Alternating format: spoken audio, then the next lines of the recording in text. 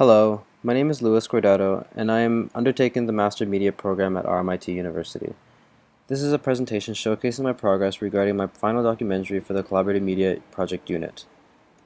This semester, RMIT is working in collaboration with the City of Melbourne on the Melbourne 24 campaign, where we are responsible in documenting a Melbourneian during a specific hour of their day, with the aim at showcasing the subject and Melbourne in a positive light.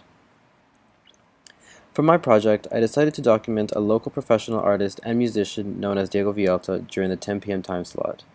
I will be aiming at bringing to light the positives of Melbourne's thriving music and artistic scenes, as well as demonstrating what Diego, as an artist, is found normally doing at this time. For my group, I worked in collaboration with Neil, Bessie, Callum, and Adam, all of which are helping me develop this project. Similarly, I will be helping them out with their own projects as well, wherever they see me fit to do so. As of now, I have volunteered as an actor for a reenactment scene for Neil's documentary, as well as aiding him to do audio work. During the production of my work, Neil was assigned as the primary DOP, as well as assisting me with lighting and sound. Bessie was assigned as a DOP assistant, helping out wherever she needed to. I primarily took the role of the director and the interviewer, as well as overlooking lighting and audio qualities.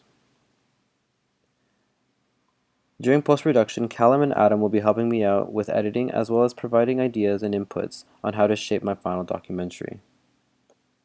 With regards to the progress of the documentary, I originally had planned and discussed with Diego about filming him at a location where he normally performs.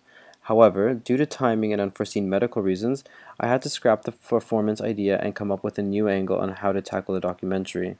At first, this caused a bit of stress and anxiety, as I was not confident that the production and post-production processes would turn out as well. However, as I began briefly editing my work, I was pleasantly surprised to note that I would be able to work around the images and the material that I had attained. I decided to maintain formal interviews with my participants, Diego and Liz, with a potential interview with Marcos. I chose to interview Liz because she is married to Diego, and if possible, I will do an interview with Marcos as well because he is Diego's brother. I find that these two characters would be able to create a more specific storyline with the conflict between Diego's love of work and his relation in wanting to see the people he loves. During pre-production, I brainstormed how I wanted my interviews to shape up. I created storyboards allowing me to visualize how and where they would take shape, as well as grasping ideas of what B-roll footage I would capture. I also came up with a few lists of different questions that I would ask my different participants. For the equipment, I knew that I wanted to use Dito lights as my primary source of lighting, as aesthetically they would provide the artistic image and feel that I imagined.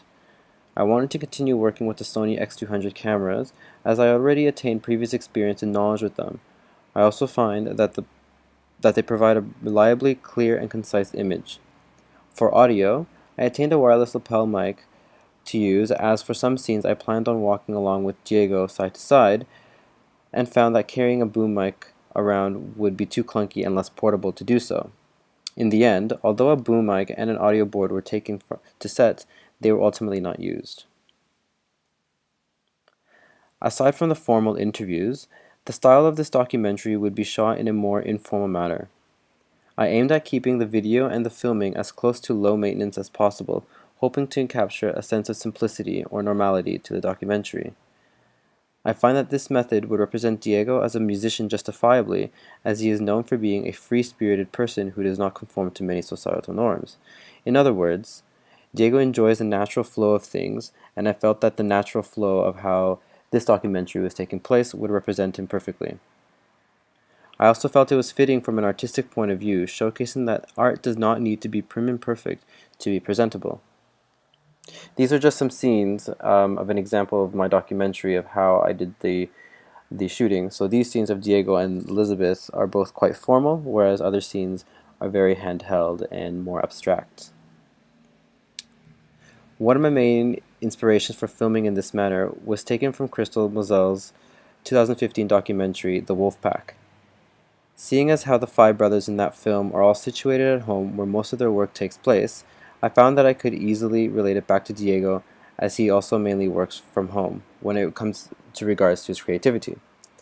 The style in which the wolf pack is filmed in also provided me with inspiration of informality style in filming, meaning no tripods and mainly handheld filming.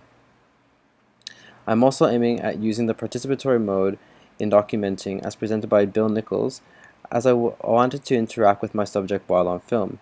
For this method, I took inspiration from Anna Bronowski's work of Forbidden Lies, where she follows around Norma Khoury, the author of her best-selling and controversial book Forbidden Love. Hopefully this gives you more of an insight as to what I'm aiming for and as to what I would like to present, which brings me to my conclusion of number 24. Hopefully this would be good. Thank you.